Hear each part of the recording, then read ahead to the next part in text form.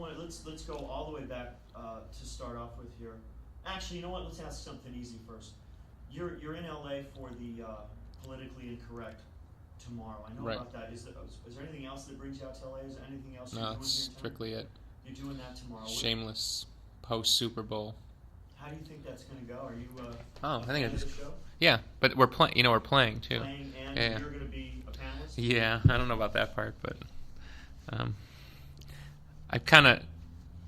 turning against the idea of a bunch of people opining away.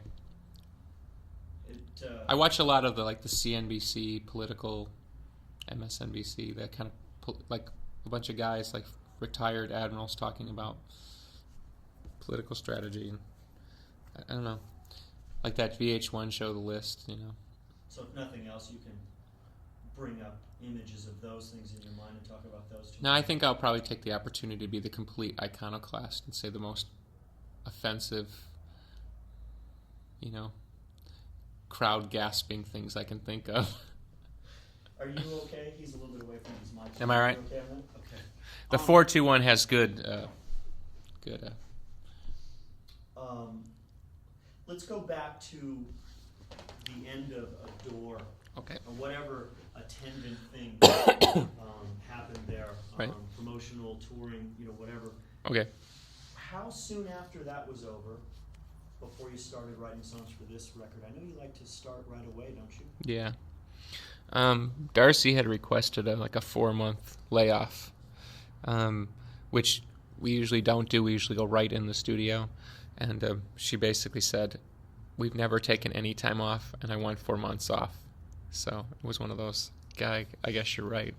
So we took 4 months off. But yeah, in that time I started probably just doing acoustic and piano demos of what became some of the songs. But I think probably maybe only 2 of the songs are from those 4 months, and then after that went to a whole nother gear of writing. Did you write anything in the studio once you'd started recording? Yeah. But I don't tend to write in the studio. I tend to write in the morning and then bring stuff into the studio that day. Mm-hmm. So there's about maybe 4 or 5 songs that are probably recorded the same day. I wrote them in the morning and come in and lay the basic tracks down that evening.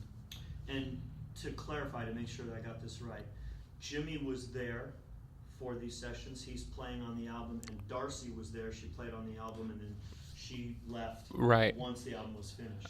No, she left somewhere along the way. I guess what you would loosely term as, maybe halfway or 2/3 or something. Okay. But usually, by that point, her work would be done anyway, because the end of the album always gets into vocals and 90 guitar overdubs. So. Mm-hmm. I've heard plenty of pontificating about what Jimmy's absence meant to the overall outcome of Adore. Mm. But I want to know what his return and presence means to the sound and outcome of this album. I think there's the literal, obvious, I think Jimmy's the best drummer in the world, so there's no getting around what he brings dynamically. But to me personally, as a songwriter, he brings in an intuitive ability to translate the songs into something that I hadn't necessarily anticipated. He'll take what would be a normal folk song and turn it into an anthem, and he'll take what I think is an anthem and turn it into, a beautiful folk song. So he does that intuitively, and I kind of trust his intuition and his ability to wind things into areas that I wouldn't anticipate. So I think that's the biggest difference, because we had 80 drummers, who wanted to play, and when Jimmy left, because at that particular moment, it was a gig that a lot of people wanted. My favorite part of the story is people called the day Jonathan died. People were calling our management for a job, not the keyboard job, the drum job. Right. But despite that grisly fact, I lost my train of thought. But well, you were talking about Jimmy's changing songs in ways that you didn't expect. Do you mean just in the way he approaches the drum, or do you mean in the sense that he'll sit down with you and say, we never talk about it like that. The best way I can describe it is he emotionally interprets the songs. The way he plays drums speaks to me on an emotional level. It makes me hear, power or strength where I don't necessarily hear it. I know it's probably hard to explain, but he seems to create vistas and landscapes, and I see different worlds when he starts playing. I see potential, and it's the same thing, with the band as like a quote-unquote heavy rock band. He takes us in areas that are beyond heavy, just like ridiculous machine gun kind of stuff. And there's a literal, rat-tat-tat to that, but it's the emotional charge that he can put into a song, the ability to play, make a song more sinister or more anthemic or whatever. So that to me is the difference. Because we could have gotten anybody to do the literal drumming, and Jimmy probably would have said and has said that some of those guys would have been fine replacements if we'd kept on that path, but it's something we really didn't want to do anyway. Well, then let's talk about the new person in the band, because she obviously a fine Canadian. Exactly. She's new as a touring bassist originally. Now, is she now an official member of the band? Is it fair to say that? Yeah, she's a Smashing Pumpkin. She's a Smashing. Yeah, which is like that's a heavy. It's like signing up for the Communist Party or something. And what about Melissa that attracted you to her as a bass player? Did you go through rehearsals? Did you have a short list, long list, or was it always her? No, I mean, I offered her a job without her playing a note, because my friendship with her is about 8 or 9 years long, and I think it's a little bit on the same tangent that I'm talking about with Jimmy. The ability to play, I mean, we all basically feel that you could teach a monkey to play guitar or the drums or whatever. It's the ability to interpret emotionally and to respond as a unit, and I just knew Melissa would be able to do that, and she's been exemplary, and we're getting compliments left and right about, and I don't mean, and people are saying you guys are playing great, but I think what they're really saying is that the emotional impact of the band is coming across, because the band is intact spiritually, where the band probably wasn't as intact on a door, so there was something kind of fractured about the prism that we were putting out. I'm going to change directions here. I have not heard it pronounced out loud. I've only read it. So will you pronounce the album title? Right. The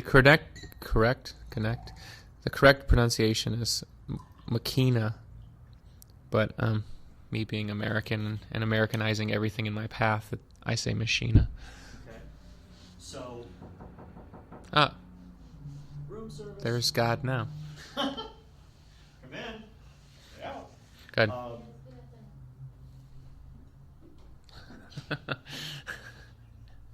With my apologies for asking such a straightforward. You're not going to ask what the album title means, are you? That's exactly what I'm going to ask. But you know what? If you don't want to tell me what it means, right? Why don't you tell me what we should infer from it, or what? Isn't that the same thing? Well, it might be, but you might have a different answer to it. Let me. Then how about why? I mean, can I go in any of those directions and be comfortable?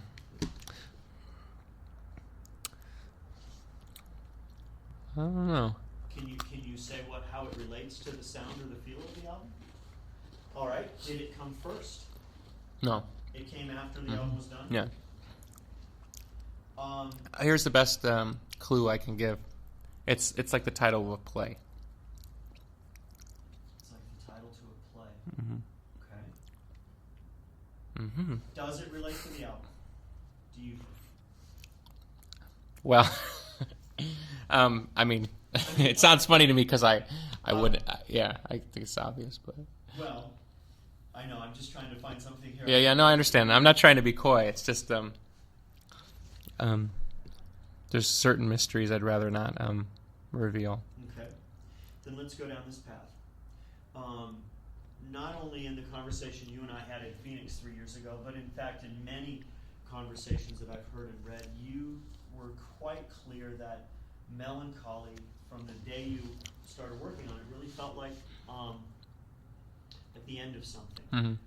Specifically, you said that it felt like the end of the rock and roll period for the Smashing Pumpkins. Right. And in some ways, that's why you made a big, bombastic double album, because you really wanted to go out with a bang, so to speak. And then Adore clearly was a chance for you guys to go and explore where the Smashing Pumpkins might go next. So I guess what I want to know now is, what would Machina be in relation to both of those?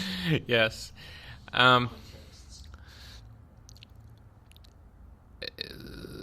The best explanation is that when we said it was the end of us as a rock band, we meant it, because we felt there was nowhere else for us to go. We literally hit a wall. Adore was the scaling over that wall and falling into fresh poppy fields of mud. And Jimmy coming back into the band made the ability to go back into rock possible, although it was not a prerequisite of what we were about to do. And the fact that we hadn't really played heavy for close to 3 years, not having Jimmy around, not really taking a rock approach with the music, and Jimmy not really having played drums for over 2 years, we found that spark was just there. So, proclamations aside, we found we had something else to say. So, rock politics is all the same. Just we found a new grave to dig, and that's what we did.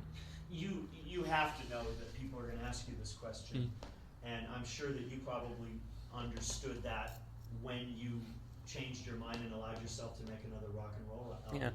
Although I have to say that this point's been brought up in a majority of the interviews I've done, and I think it's kind of ironic. Rock and roll is full of liars and fakes, and I'm one of the few real people, So it's just ironic to have to explain, what wasn't a lie, but was just an honest, for us to not have gone back there would have been, to me, to try to live up to something that doesn't really matter anyway, which is what comes out of my mouth, which I wouldn't believe anyway, even me. But go ahead, finish the question. No, that's an interesting point. That's a very interesting point that you just made. People change their minds all the time, and in this case... But I don't really think it's a change of mind, It was a rediscovery? I think that's a good word for it, but there's the public persona of what you want to put across. There's the spin doctoring of the whole thing. But the fact of the matter is, when you get in the room with 3 people you've played with for 12 years, although albeit not always consistently, there's no lying in that room, and there's nobody there to hold up a sign and say yay or nay. You're completely on intuition, and the path that we walked out of Melancholy, through Adore, into Machina, was one of integrity that speaks to the relationship that we have as musicians and artists, and wherever we ended up, that's where we ended up. And we had to say fuck rock and roll to love rock and roll again. I mean, rock and roll is like a naughty girl, and so we had to kind of, I know this is not very PC, but we had to kind of kick it in the ass and ignore it for a while, and somewhere along the way we found that we were still interested. So. At one of the shows at the Metro that you did, I guess about, a month ago or so now, one of the writers that wrote about the show heard you say something to the effect of, sometimes you've got to go backwards to go forward, sometimes you have to dig up the bones to look at them and say that they don't mean shit. Was that your way of kind of explaining to those people at that time that, hey, yeah, okay, we've kind of rediscovered something we thought we were going to do? I don't really, it's convenient, but I don't really, I think when I speak in those kind of more metaphysical terms, I try to speak about things that are much broader than my own little rock and roll world, which I pretty much feel is not that important. I mean, yeah, it's all applicable. It's just, look, 40 years ago it made sense in America to tell black people to sit in the back of the bus. You know what I mean? Truths change, and truths of today and of yesterday are always not applicable today. In 1994, we went on tour. We did the Lollapalooza. We headlined, and it was the most successful Lollapalooza ever. And what that spoke of was, it was the beginning of the end. To most people, it was a crowning moment. To me, it was the end. I saw the end right there, and I rebelled, and took on a lot of middle Americans who probably didn't understand what I was going on about because they liked Teen Spirit, and there they were, and the Beastie Boys made them laugh in the Sabotage video, and here's this guy ranting at them, So it's all about the same. It all comes out of the same wellspring, which is just that life exists in the present, and who I was yesterday doesn't mean it's who I am today. I didn't kill anybody. You know what I mean? I kicked rock and roll in the fucking nuts, and it threw me down a lot harder than I kicked it, and I got back up and said I still love you, and here we are. Well, and most people have not had a chance to hear Machina yet. Right. I have. I think most people like me will be thrilled with it, and therefore not wondering why you did it from the point of view, hey, you said you weren't gonna, but Yeah. from the point of view of, in a sense, outstanding, excellent, thank you, Mm-hmm. we're glad you did. Curious why, glad you did. Yeah. You brought up the word intuition in that answer a few moments ago, and somewhere towards the middle of Glass and the Ghost Children, buried in the mix, we hear you, I believe, doing an interview with somebody, it sounds like. I thought I detected a woman's in there somewhere. Yeah.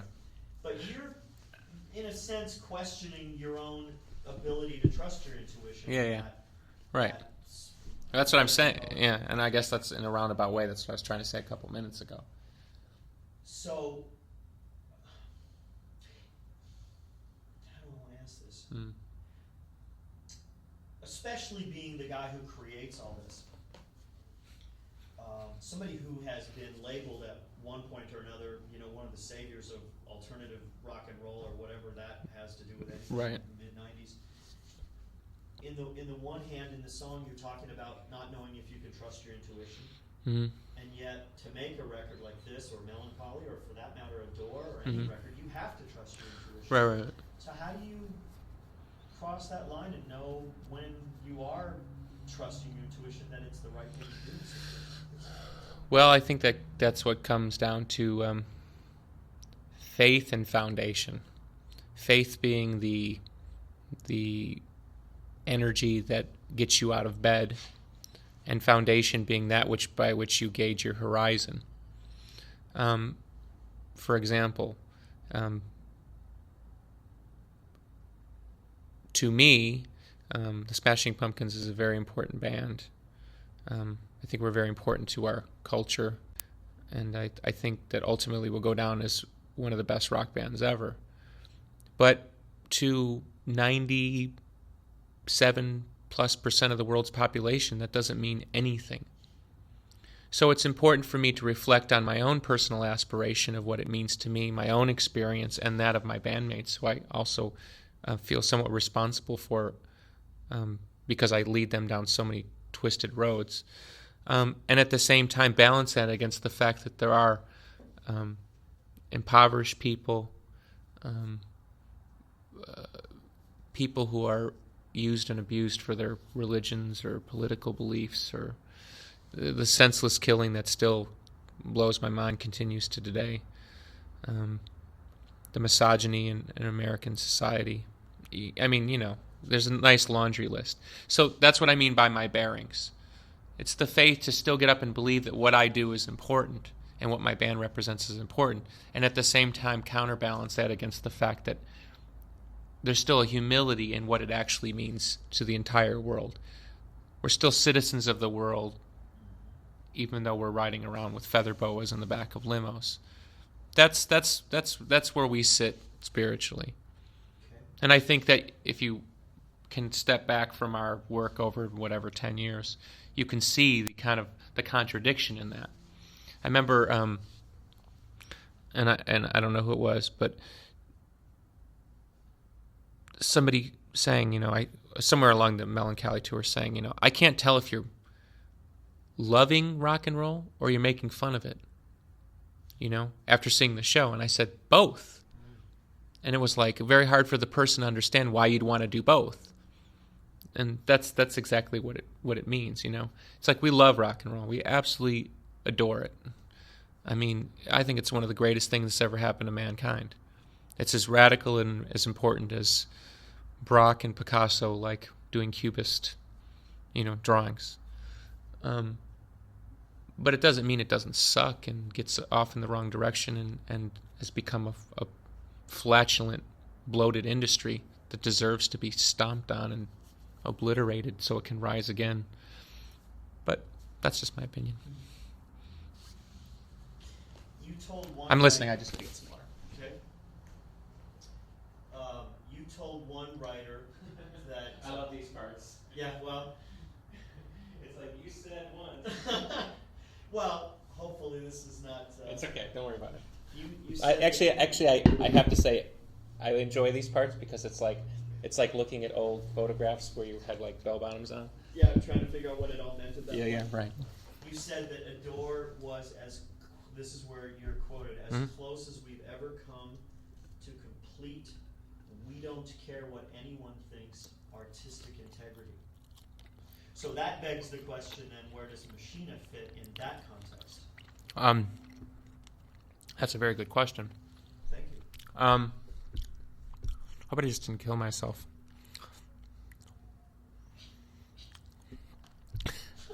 I can't tell if it's salmon or it's really bad bacon. Sorry.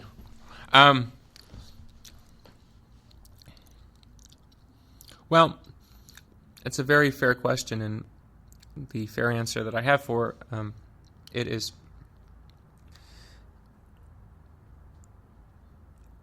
the band was, for lack of a better word, designed to be a public entity, to use the energy of perception and preconception, invert it, and challenge those things.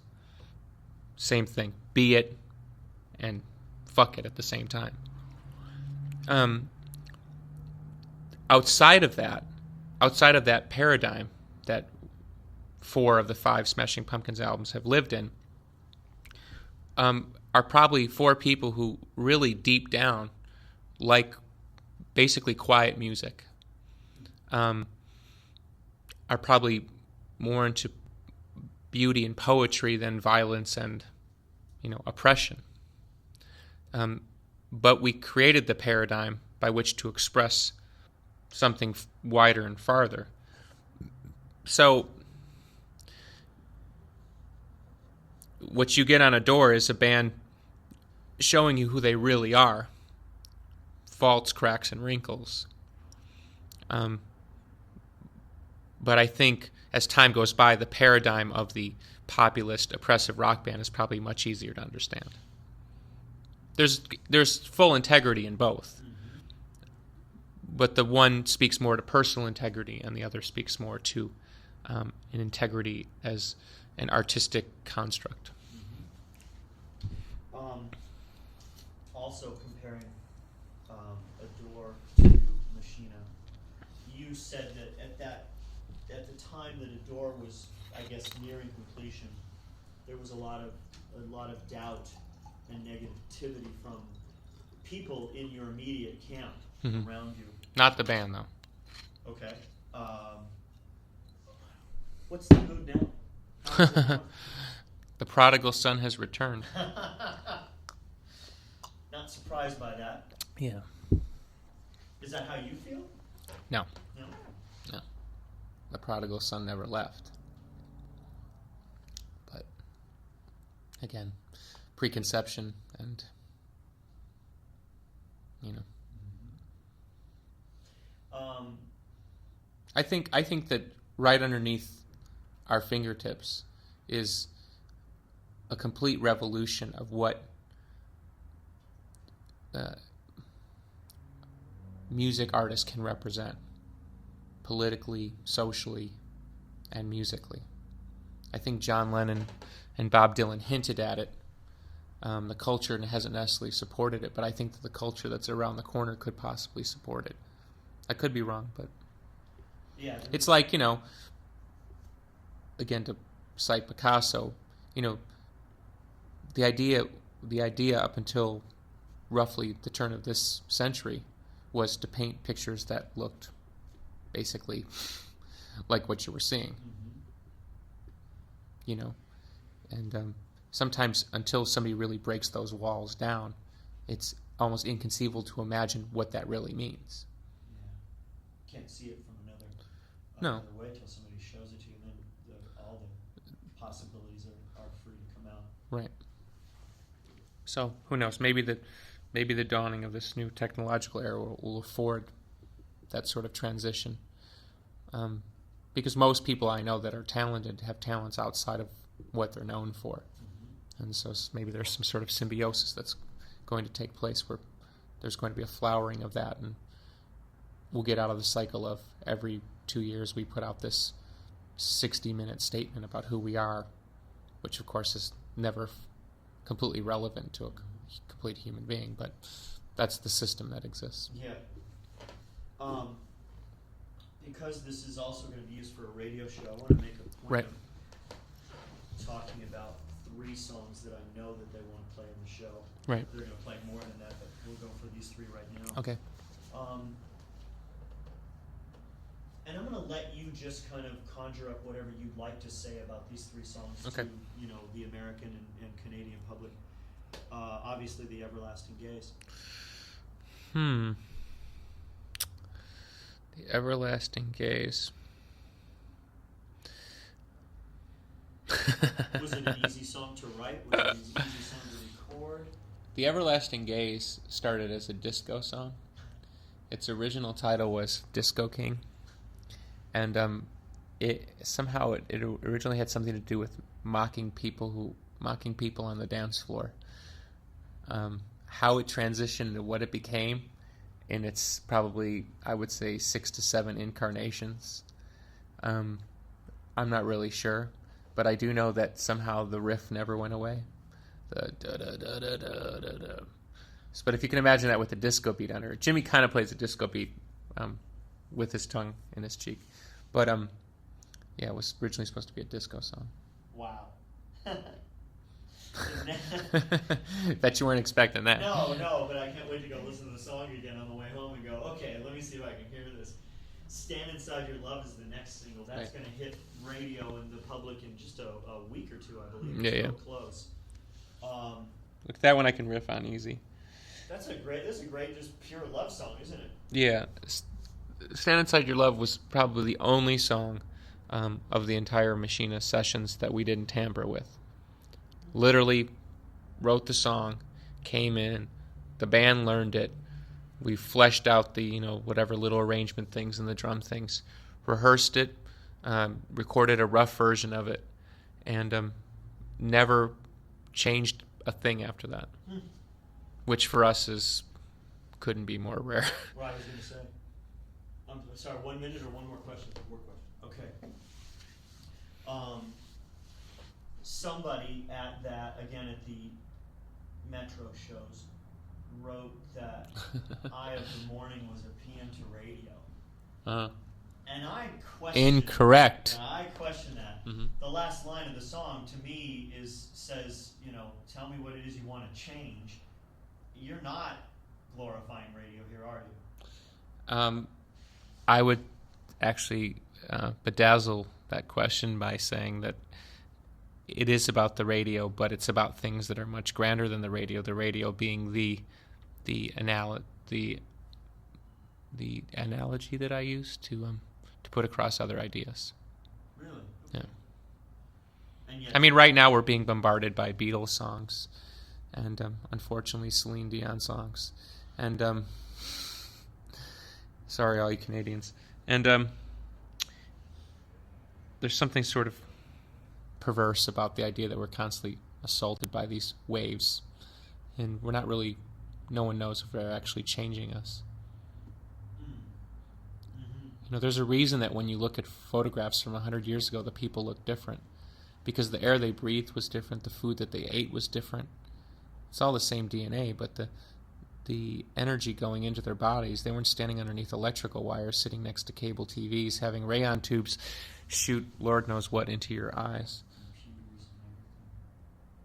Okay. I'm going to ask one more real quick. And, Sure. This is an industry magazine that we Right. talking I'm speaking on a 421. It tends to highlight the mid-range of my voice, which is always not a good thing. I know you may not want to do this at all, but I'm just going to ask it, and you can do whatever you want with it.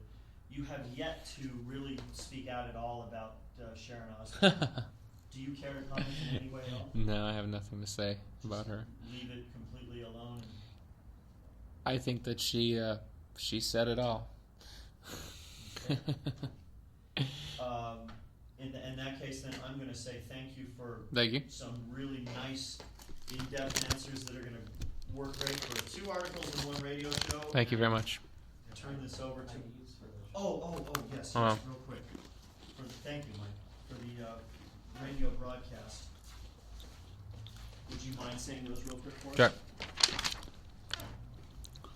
Oh, okay. Hi, I'm Fred Durst of Limp Bizkit. No, actually, this is Billy from the Smashing Pumpkins. I like Fred. He's a good guy. And you're listening to the world premiere broadcast of our brilliantly sad...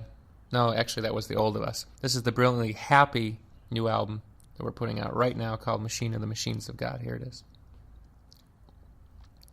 Hello. This is Billy Corgan of the Smashing Pumpkins, and you're listening to the SFX Radio Network. Did they misspell it? No, I just like to say my name wrong. Oh, I thought they... So my name backwards is Nagrock, which Nagrock. is Which is just a good one. Okay. Excellent. I'm going to make way for Kate. Okay. Where'd she go? I don't know where she went. Oh, More cookies. okay. You got a couple moments then? Whenever I hit $50 million, it gets Oh. attention. One quick Yeah. communist question. So the plane from Dallas, 16-seater, and he's basically already told them that we would do it. He worked out, and I said, Tommy, you confirm this. The plane from Dallas, 16-seater. So it's 10 days on a 12-seater, 11 days on a 12-seater, and then No. That's the Tommy thing. that's the Tommy. No. Okay.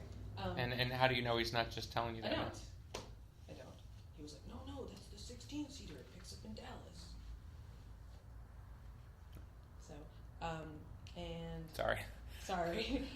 the only other thing was I had wanted to make sure you saw it. I had put that we would stay here tomorrow night after politically correct, so everybody would sleep and be in a normal place. Because it's 2 hours and a half. Oh, okay. Kansas I is figured if you fun. had it that way in the It's first totally place, it will probably work. dodgy, like hotels in Florence.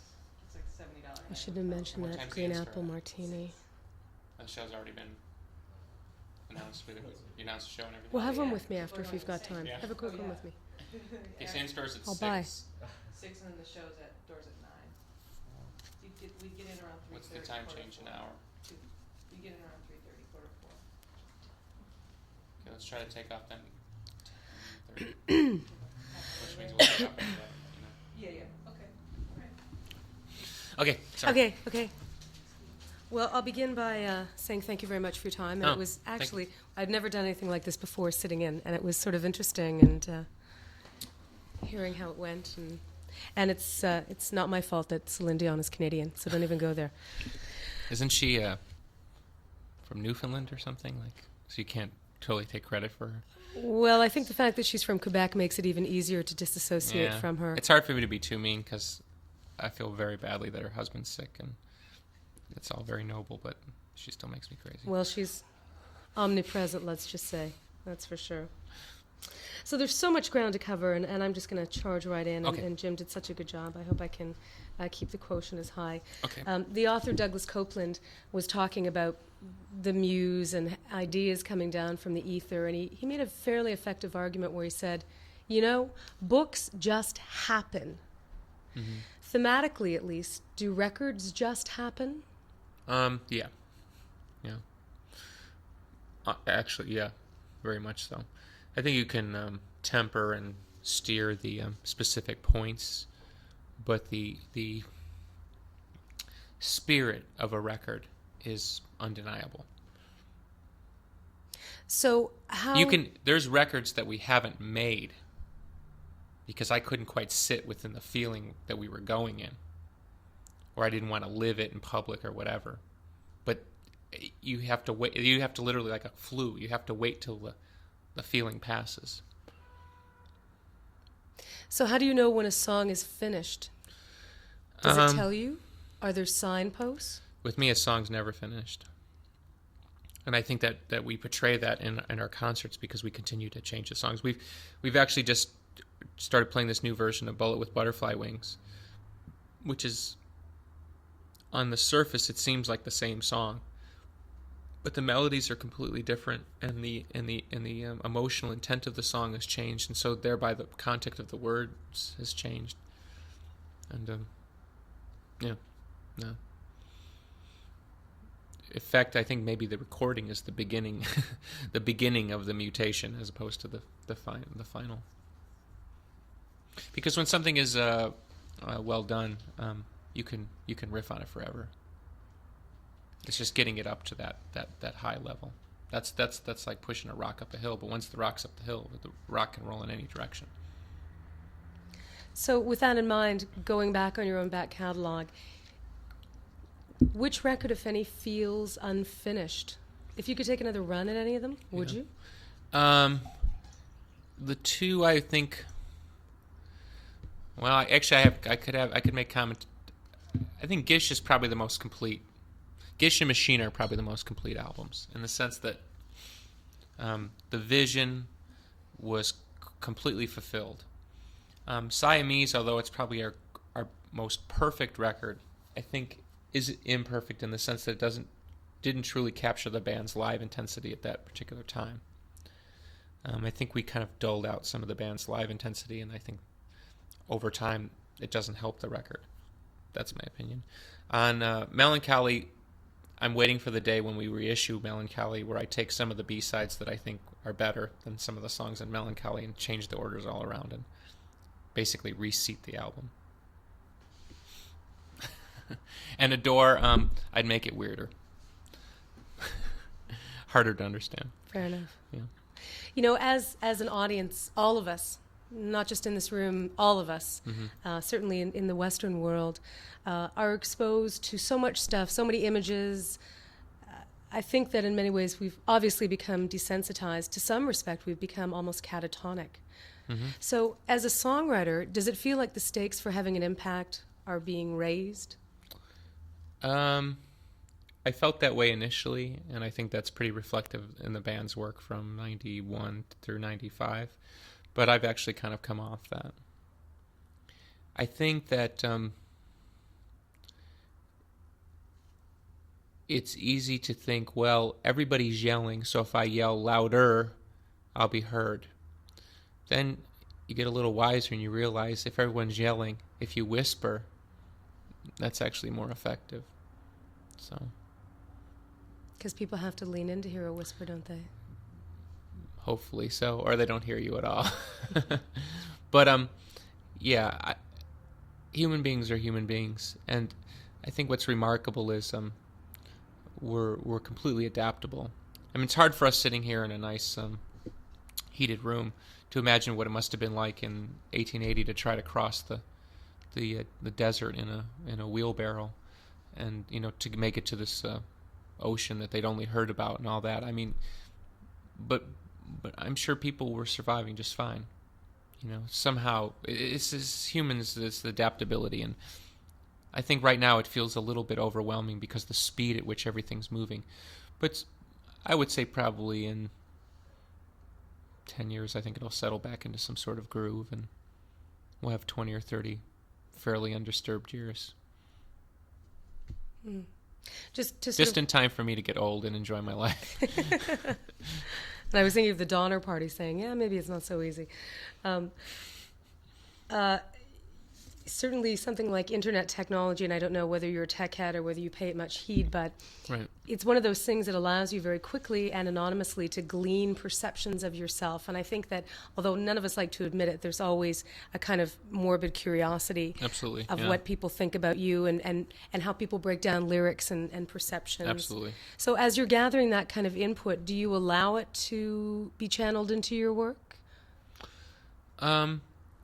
Yeah, because I think that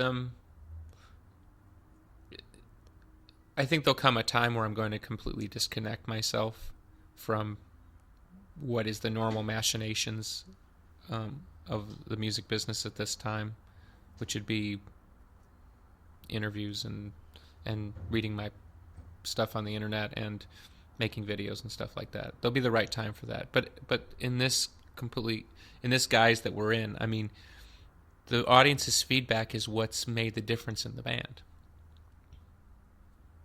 I mean, I think we're a creation of people's imagination. You know, I drew the cartoon characters, but the people have filled in the colors and the clothes and so there's no getting around that.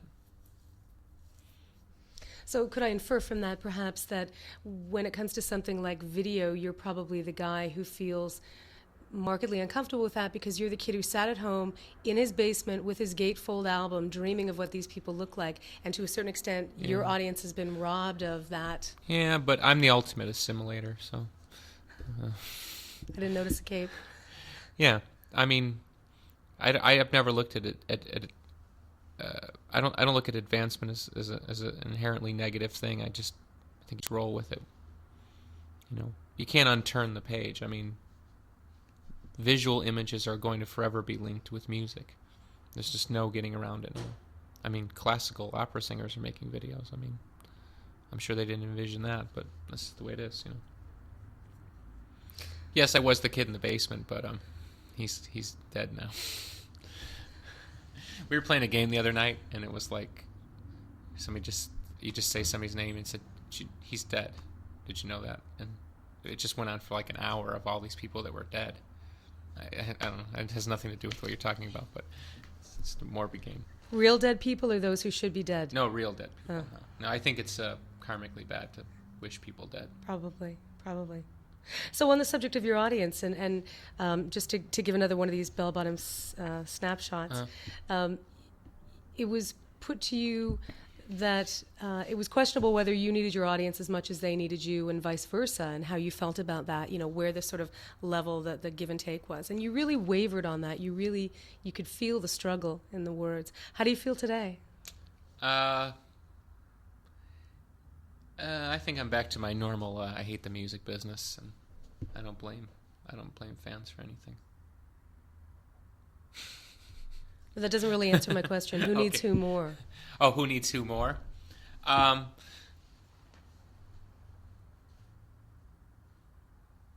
Well, I'll answer this in a broader scope. I think the world needs artists.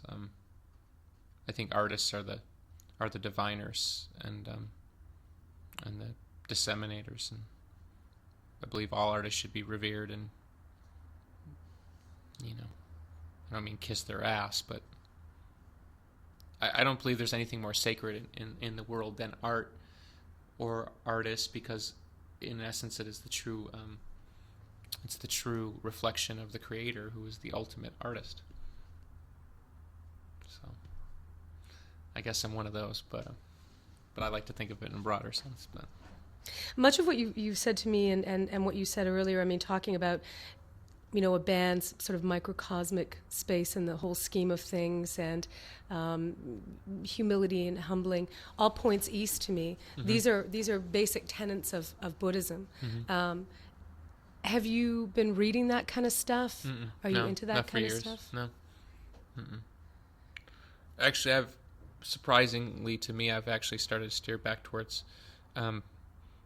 Christian stuff, but not because I'm reinterested in Christianity, but I'm starting to understand the the mythological and metaphysical aspects of Christianity, and because that's where I came from as a child, I'm starting to divine a lot of riddles that I didn't understand as a child.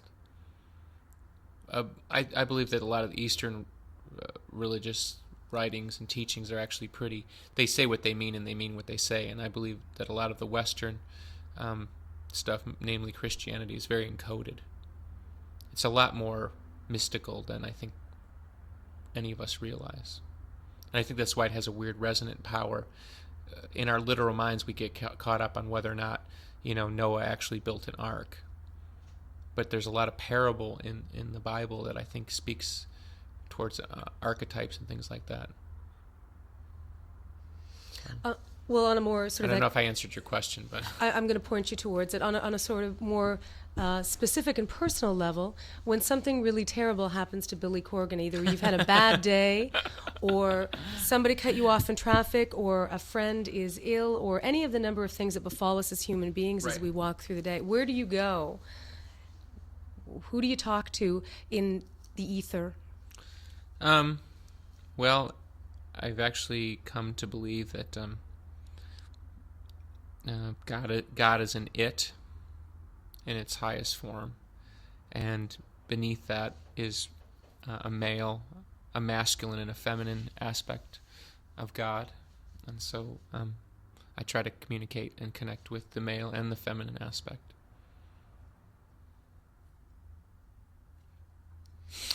Does that sound like an answer? I don't know. It does. Okay. It does. Do you feel as though you imbue your music with that? I mean, you do obviously make literal references to God. Right. But on a sort of, very inside, do you imbue your music with those feelings? Absolutely. Absolutely. I think that belief is real. Dreams are real and belief is real, and whatever you believe is real. There are people with beliefs that are sad and misguided, i.e., if I kill Princess Diana, everything's going to be okay. But to that person, that belief is real. They believe and it is real. So I think that truth is an onion that never stops peeling. So you can't really get caught up in if where you're standing at a given moment is a true spot. You just have to believe that your belief is real and that your belief is truth, and basically everything else will kind of work itself out. Just before we move on very quickly, I was almost surprised, unless I missed it, that you didn't take more shit for saying God is empty just like me, that you weren't picking it. I took plenty of shit, yeah. Did you? But I took it on a very personal level. I didn't take it on a public level, but a lot of holy rollers definitely sought me out on that one. I got plenty of Bibles and letters and for a long time, yeah. Any scary stuff? No, I had a lot of 16-year-olds telling me they were praying for my soul, which I was very flattered by. And had some great, amusing conversations with them, lots of different people about it. I hold the basic belief that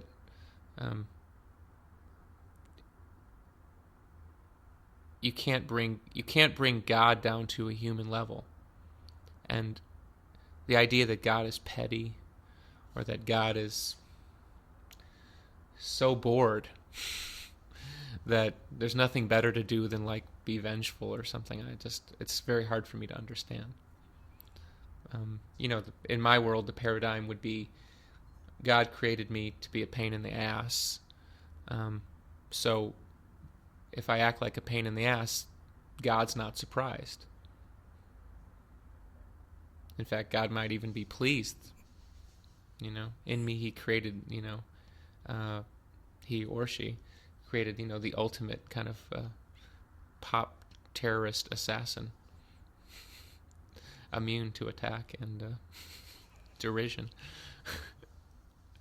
You got to get a cape. If you're going to be all these things, you've got to get a cape. I'd like to go back to music. Can you cite for me? Can you isolate for me? Can you isolate? But I am wearing a cape. You just don't see it. I just don't see it. That's right. It's the invisible cape of you, I guess. Can you? I'm holding the thunderbolt right here. Can you isolate for me a song that is one of your purest songs? Mm-hmm. And by pure, I mean the point at which all of your influences, art and literature and life and family, came into perfect confluence and just came right out?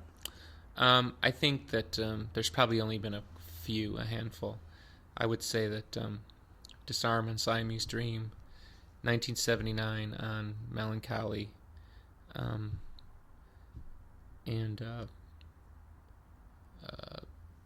Stand Inside Your Love on Machina. I'm sure there's a few more, but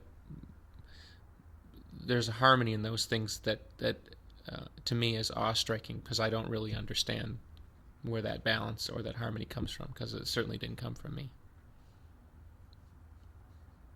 I get the money, but I can't take the credit. That's for sure. So with respect to this record directly, can you give me an example of one song that seemed to, I guess by contrast, kind of take a pound of flesh off of you, a song that was just Right. the killer?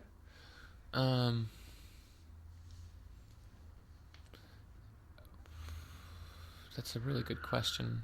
I'm rattling through my brain here. Maybe one where the parts were hard to fit together. Well, I think one song on Machina that's a good example of a long walk is the song Eye of the Morning, which was originally two different songs. One song called Radio and one song called Eye of the Morning. So it became commonly referred to as Eye of the Radio. And we worked on that song probably for about 3 months on and off. There were at least 5 or 6 different versions of the song with 5 or 6 different arrangements. And at different times, Flood kind of tried to talk me into basically letting go of it and setting it adrift in the sea of B-sides. And I just couldn't let it go because it had a certain draw to me. And that's the funny thing is it's almost begging you and daring you to keep mining till you find this spot. And then one day it just was like a crack in a safe or something. The whole thing just came together. And again, I don't know if I'm answering your question, but... So by way of sort of figuring out what kind of catches your ear, can you give me an example of the last song that you heard on the radio that made you pull your car off the road? That's another good question. I don't know the title of the song, but there was a Remy Zero song that was out last year that kind of freaked me out. Because it was like I actually heard something new for the first time in what seemed like years. In rock and roll, I mean, there's so many amazing new things that go on outside of alt-rock world, but within alt-rock world, it's like I actually heard different chord changes and different singing and different approach and a different spirituality in it or something. But I can't say I've heard anything since then. Is there anyone that you see, a contemporary songwriter, that you would view as a kindred spirit?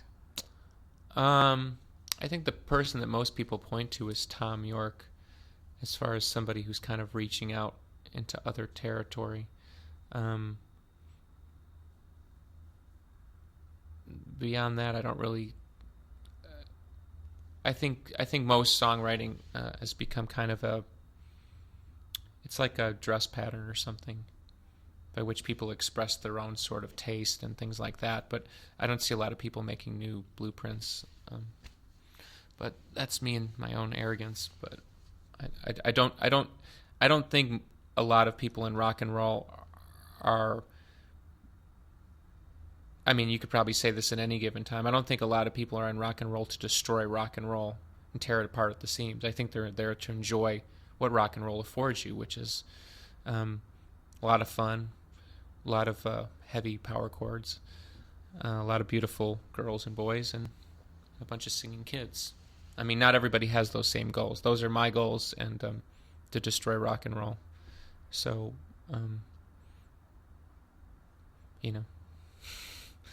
I don't think there's a lot of people out there trying to destroy rock and roll, but maybe they don't want to. I guess that's the point I'm trying to make. Can you describe this record for me using a fine art analogy? Can you give me an example of what you mean by a fine line? Is it impressionistic? Is it? Oh, yeah. Is it fine lines? Is it green? Is it purple? Right. That's a good question.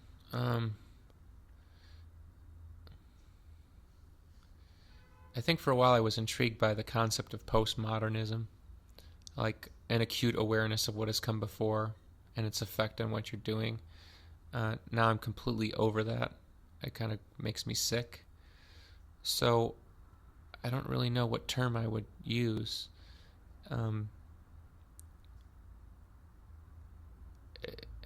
Maybe, like, see, this is like psychology for me. I have to work through it. Do you want me to? I don't know. Well, I think a lot of our earlier work was marked by a certain kind of sentimentalism. Like I was in a photo gallery yesterday in New York looking at like what are considered a lot of kind of sentimental photographers from the turn of the century. It's very soft focus, like, looking backwards with kind of a pretty eye. I think a lot of our early work had that. I think the sentimentalism has been completely beaten out of me by myself. So I don't really know what I would call it. It's, I don't know. It's a great question, though. It's a fantastic question. Thank you. But I do see there's so many obvious correlations. I mean, above and beyond the fact that, Joni Mitchell and Brian Ferry and a litany of people are, left side, right side. I mean, there is such a strong correlation between visual, as we've Well, I've actually started to pay more attention to how visual artists work than musical artists because I'm not finding a lot of inspiration for what it is I want to achieve.